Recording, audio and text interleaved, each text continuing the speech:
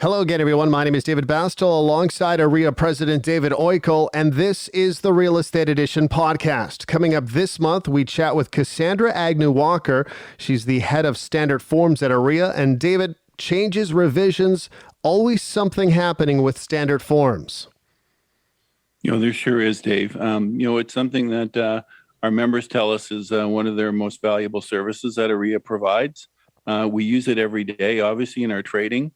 So keeping up to date on any new forms or what's changed in the existing forms or how to use the forms is always important. And this is a great conversation. Be sure to subscribe, rate, and review our podcast wherever you're listening today. And now here's our conversation with Cassandra Agnew-Walker. You're listening to this month's episode of The Real Estate Edition with host Dave Bastel and ARIA President David Oikel.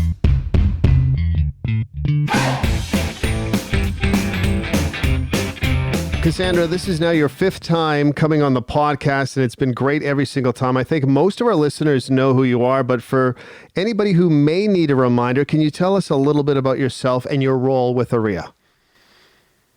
I certainly can. A little background on myself. After enjoying 32 years, I don't even like saying that, quite a few years selling real estate, also teaching and presenting across the province, I joined ARIA happily. And today my position at ARIA is head of ARIA Forums, which most of all, I appreciate the continued interaction and outreach with member boards, associations, brokerage, and members.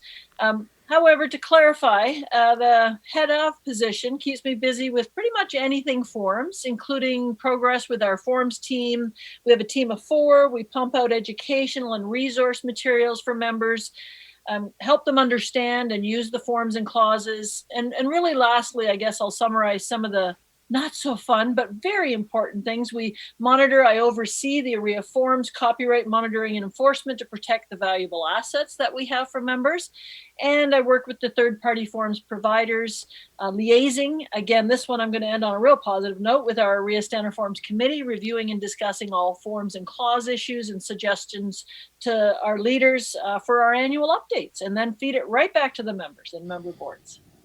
Cassandra, it's great to talk to you again. So, Cassandra, how many ARIA forms and clauses are there for your team to oversee?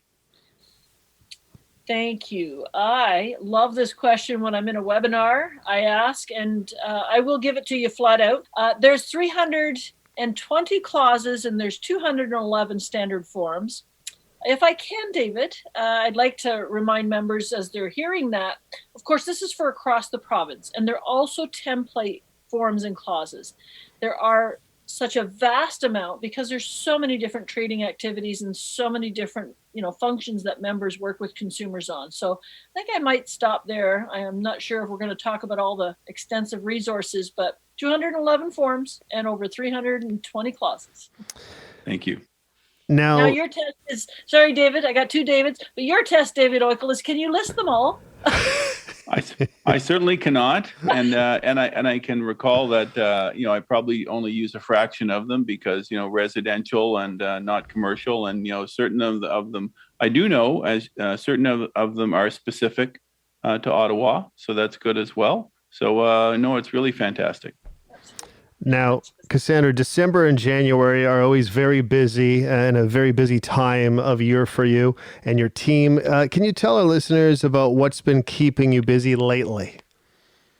Absolutely. I can safely say lately is almost like an always. So I'll start with that. We have many emails and phone calls. As much as we love talking with them, talking with members, sometimes public, deflecting them to the members for their member services. We really do like that kind of engagement. At the end of the year, as you're sort of more pointed to, I would say 3 months ramping up to the end of the year. We're very, very busy doing our annual updates, connecting first the annual forms with the French translation, second doing our resources such as the forms explain files, making them applied to the 2022, for example, and this year. We You will not find an old form with the annotations. And then, of course, simply communicating with members. December is the big month, not only for our updates in webinars, but our outreach requests, getting as many messages, social and really to the boards and the executive officers and to our leaders to be ambassadors. And anybody attending, we ask them to be ambassadors to continue that message forward. So if you use December as end of year, coming into 2022, annual updates is always what keeps us most busy at that time of year. Well, continuing on that theme, looking back on the last year, what were some of the most common questions that you received about forms and clauses? Nothing's common, David. However, I get the question. One of the most frequent and common questions is where they can find the forms resources. A lot of members, as you said, you have a particular line of business, particular trading, and when something crosses their path, a frequent question in different words will always be, do you have this type of form, this clause? Do you have this for what I'm doing now? Where can I find that resource? And even something educational. And if I were more particular, David, to your question on topical to forms, I would definitely say there's 3 frequent topics and questions and conversations that came out in 2021. One would be the seller direction form, Form 244, which includes discussion around consent and direction. The other one would be offer summary document, the Form 801, because there are some multiple alternative uses being identified around the province.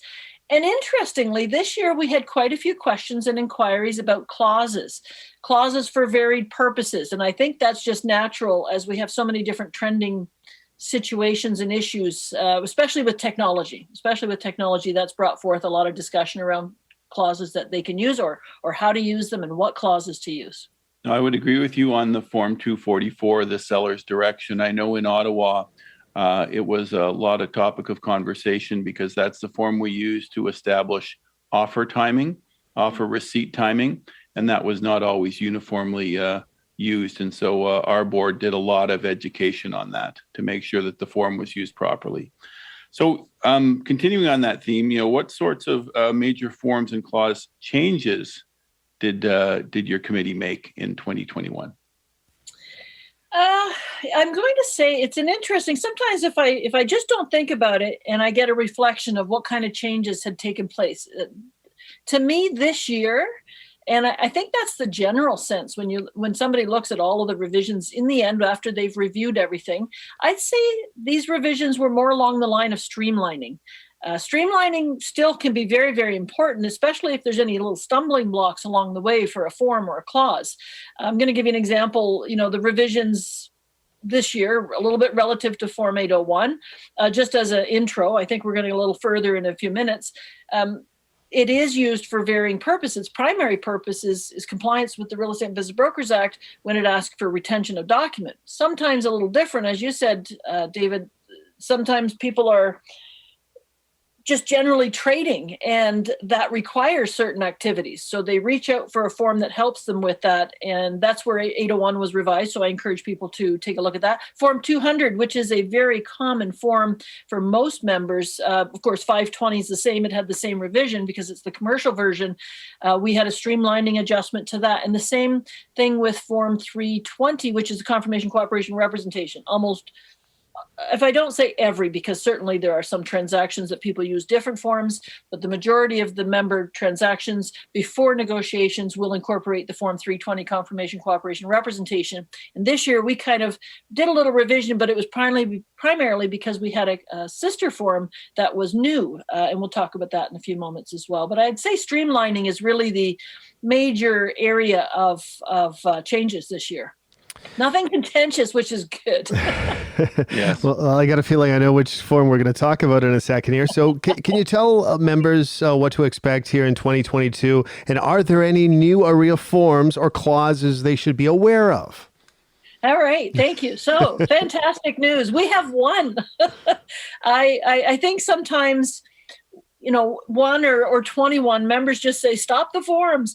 But really and truly, these new forms, these revisions, they may not be exactly what one member submitted, but from a host of different member suggestions, sometimes stakeholder suggestions, it takes a little bit of time to roll into something concrete of a change. And this year, Standard Forms Committee and the Board of Directors had approved this new form out of really the conversation that consumers are having with their realtor, and the realtor is submitting to RIA saying it makes a difference what the title, what the focus, what the target party is. And so just to reflect back to the Form 320 confirmation cooperation representation, it of course identifies primarily buyer seller, even though the definitions include tenant landlord.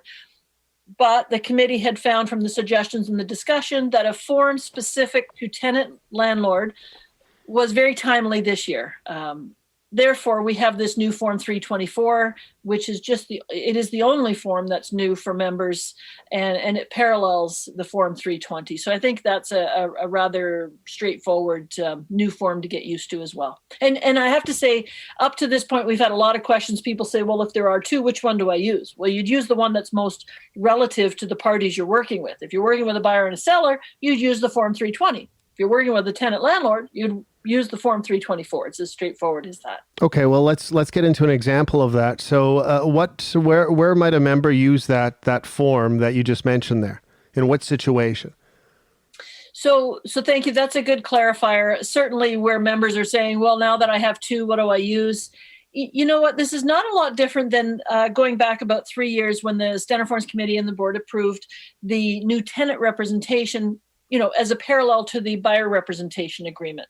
Ultimately, I think members need to realize when they're working with a specific purpose party, as in, I want to find a property for lease. And there's more and more leases and rentals that are a little bit higher. So realtors, unless you're totally rental and leasing, realtors are coming across it a little more frequently because it might be $1,800, might be $3,000 a month. So it seems to be a business venture, if you will. But getting back to the question, I think members would be using this form if they are working immediately, as in at the get-go, when they're providing services to a landlord or specifically to a tenant for leasing.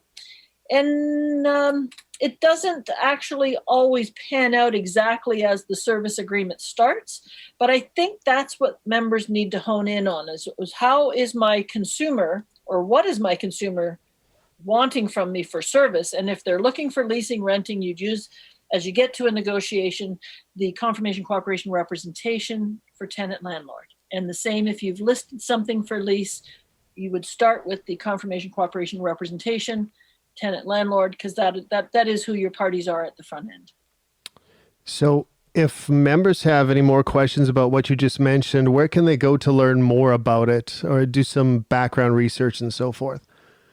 Easy peasy. You can get them to the summary of revisions file. Every year we have the summary of revisions file that's available to members, and we kind of break it down both visually and content for description. Good. They can always tune in. If I can add to that, David, they can tune in to the webinar recordings, which we expand a little bit. And this year we had both guests, our legal counsel and Hugh Foy, where they're describing situations, we're answering questions. And maybe even if you speak with your broker of record, brokerage management, because they can help roll some of these new forms or revisions into the trading activity of that specific member in the brokerage as well. So Cassandra, it's really interesting to talk about that new form because, there's 4 parties on every form and the realtors understand it all the time. So, but the landlord and tenants may not use it all the time. So making sure that the language is clear to them is certainly a benefit because then it's easier for everybody to understand. And I think that's a great addition to the forms for sure. So, thinking about the existing forms and clauses, what AREA forms and or clauses have been revised for 2022? And I know you talked about streamlining. Is there anything else specific that you can talk about? Yes, I think I'd like to just clarify a little bit about that streamlining reference and knowing we're going to dive in a little bit further. This is fantastic. Thanks for that opportunity. Most members who list and sell through the year will be using both the listing agreement and the agreement of purchase and sale. Therefore, it'll definitely benefit them to review the revisions a little bit more deep dive. So the streamline reference or the contentious issue, might come about if, in fact, they're kind of caught off guard when they go to use it for the first time. So let me clarify. On the Form 801, the offer summary document, this is often either requested by a listing brokerage or used by a cooperating brokerage for evidence of a written signed offer. Again, we'd like you to check into the revision, because what we did was maybe, I don't want to say clean up because that suggests that it was maybe bad. And the best word I can think of is it streamlined the description at the top of the form so that members are a little bit clearer on one purpose or another. And then it removed a couple words so that there were no errors in the use. So I'm really going to encourage members to have a look at that, because you do have two options: retention of document for the REBA compliance or using it for evidence of a written signed offer, which seems to be quite a frequent happening. And then since the pandemic, we've seen and heard an increase in electronic deposits. I'm going to focus on that one as well. We have a standard clause that was revised because there seemed to be an awful lot of circumstances where buyers were putting the clause into the agreement of purchase and sale, and the listing brokerage, which is quite frequently the deposit holder, they had a little bit of a void between them where the clause said additional information would be provided to the deposit holder, but the buyer often said, well, I did my deposit, I'm done. So the committee established, and we've got the same clause with a lot more clarification. So the conversation is had in the negotiation between the cooperating brokerage and their buyer, and the listing brokerage and the seller, and everybody sort of knows, almost like the last example you had, David, what's going to happen. So I think some of the smallest revisions can actually help a great deal. So I'm going to go back and encourage members to review the summary of revisions, review the forms, look at the list of forms that are revised, find the ones you use frequently. And you know what, the adjustments to the electronic funds deposit also can impact a cooperating broker, because information that needs to be provided can be information cooperating brokerage reps need for completing the receipt of funds. And that's like a two-sided win-win on those minor revisions that were made. So if I can just leave that on the table, I think those are two really big areas that can relate to members and help them with clarity through the process and with their consumers, like you said, David. Absolutely. So every year your team releases an annual summary of revisions file to let members know of any changes. Can you talk about that? And when does that actually get released to them? So December 1st is a key date in our calendar. This is the target upload date of the annual summer of revisions every year. We start promoting it as soon as we can. In fact, I have to say, I've already started promoting December, so I'm 1 year in advance. But normally it's about September when we start saying, mark the calendar, go and pull that summary of revisions. It's so vital, so we don't want them missing any of the revisions.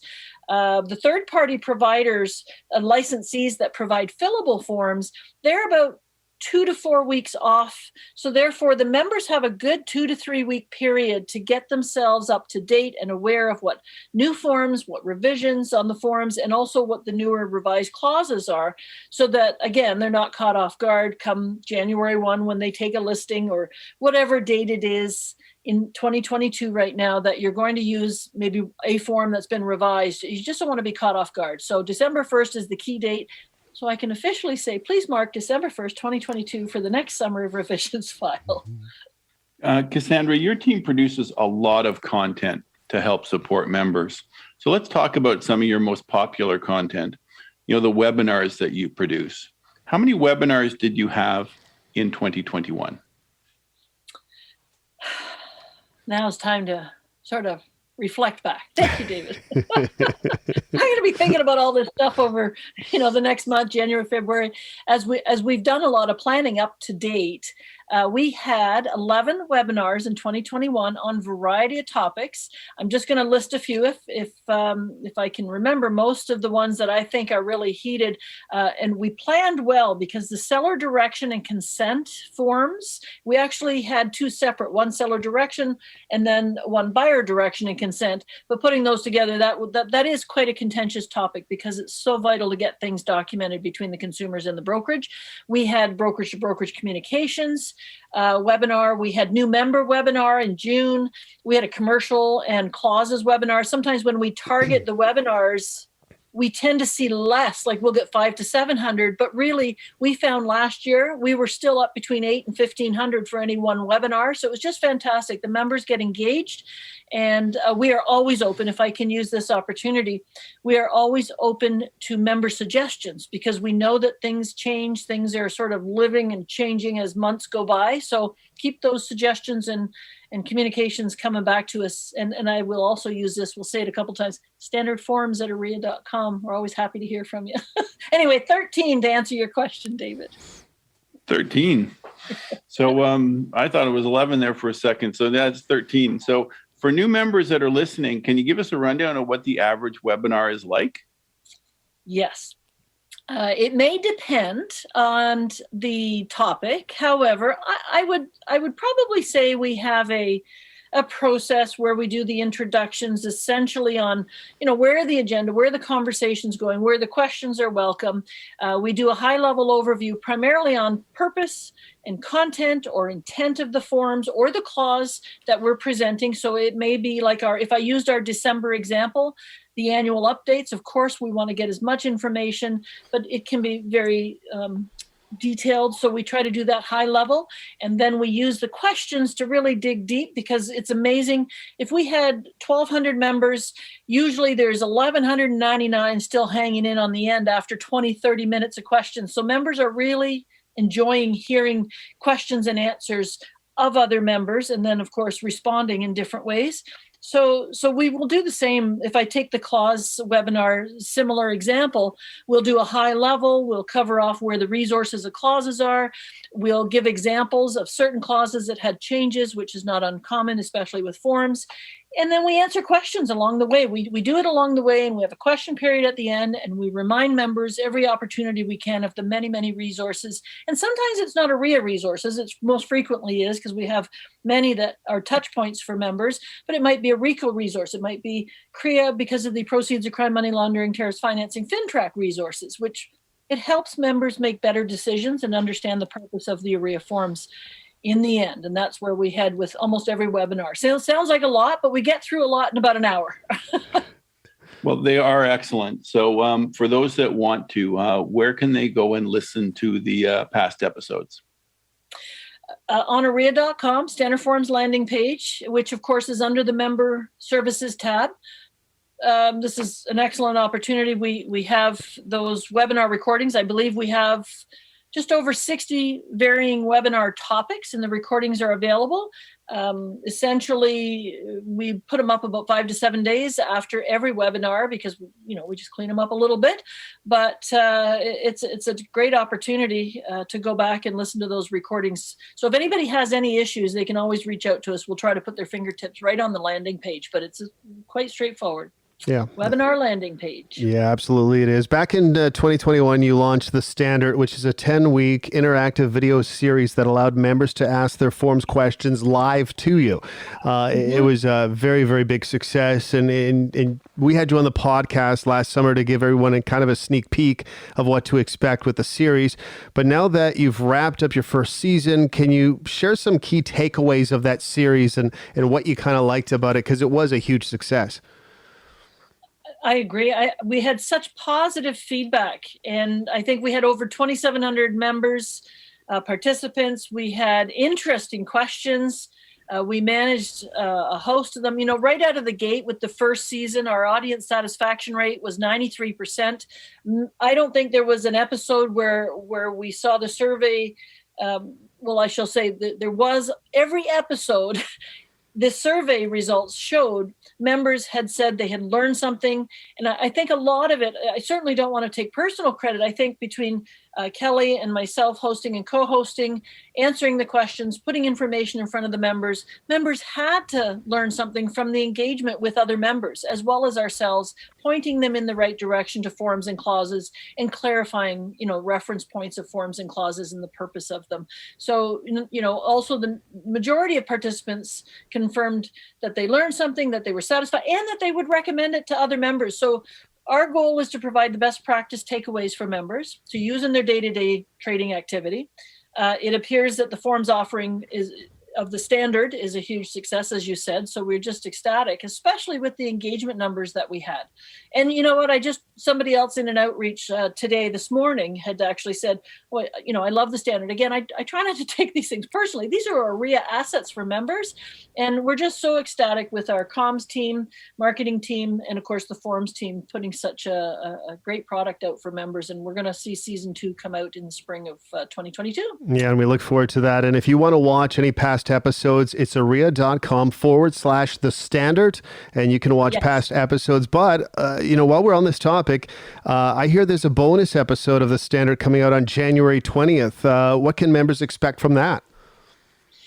Yes, a bonus episode. I don't know if we're going to have different colors and spangled fireworks. But anyway, we're hosting a special episode January 20th. This is going to be all around, diving into the member questions on 2022 forms and clauses, the updates, the resources available. We encourage everybody to join us live. If you're familiar with the standard, we do our best to answer as many as possible. What I have to say, there's also an opportunity for members to upvote other member questions. So even though we may see them and go, that's important, and we shift them over to live because we get them, streaming in, we will answer the ones that the members just upvote and say, we really want this answer. So that's a lot of fun. And you've given the fact that we've got the landing page for the recordings. Registration for our special episode is now open on aria.com/the standard. We also have our desired monthly Wednesday webinars. That's a mouthful. We had 2 special update webinars just passed. That's why it was 13, David. We had 2, one for executive officers, brokers of record, and our leaders on the 8th, and then we had it on the 15th for members, and those recordings are available on aria.com webinar landing page. So again, January's is going to be part 2 on the 26th of January, our webinar Wednesday, and we look forward to members participating in both. So lots of great resources and opportunities to keep talking forms, clauses, keep asking the questions, and really interacting with member to member. So Cassandra, a really exciting new thing this year is the forum's artificial intelligence chatbot. How can that assist members?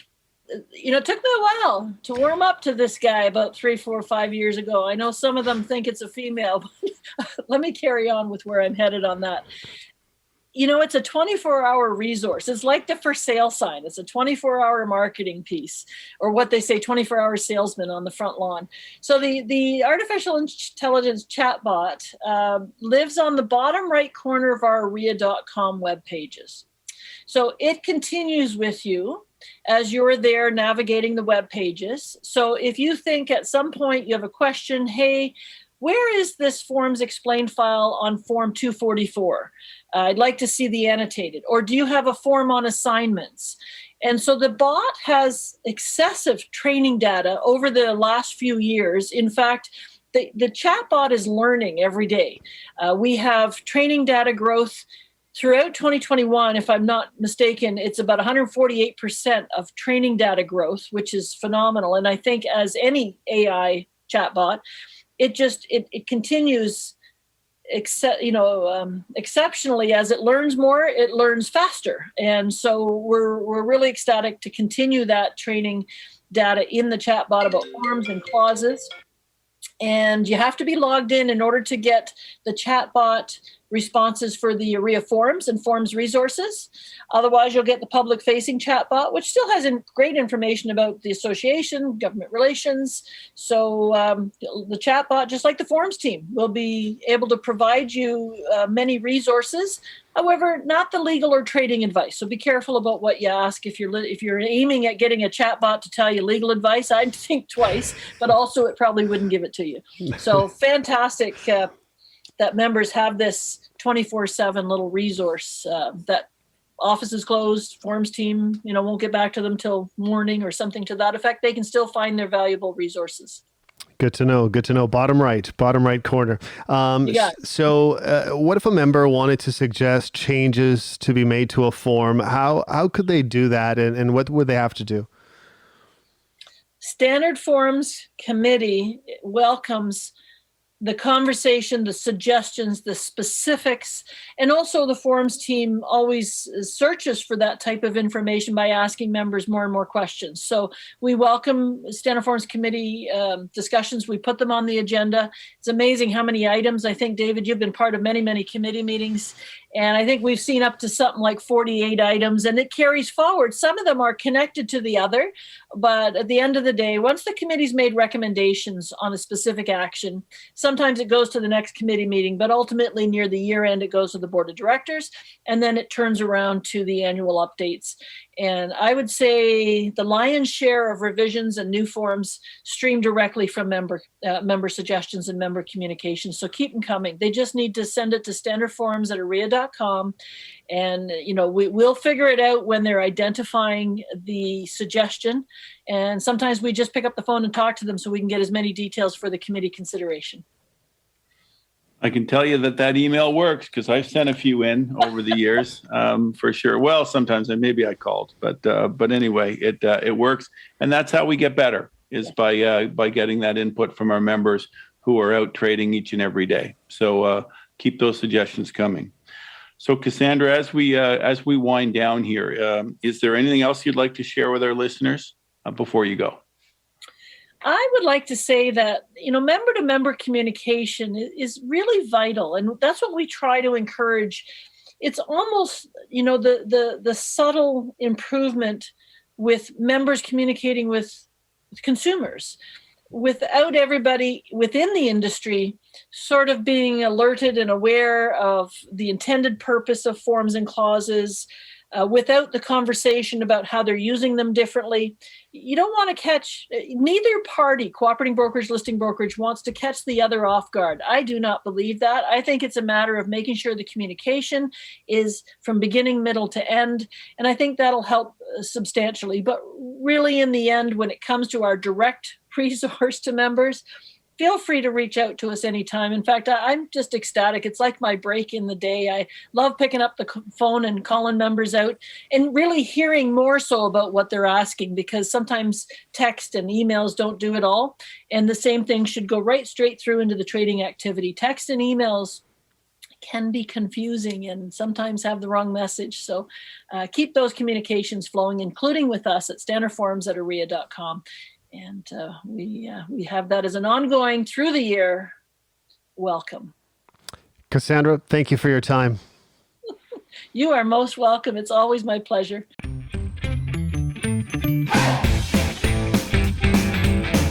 Now, before we go, I want to remind you that all AREA members and their families have access to LifeWorks, a well-being solution that provides users with 24/7 access to counselors, specialists, and self-guided resources for dealing with all of life's moments.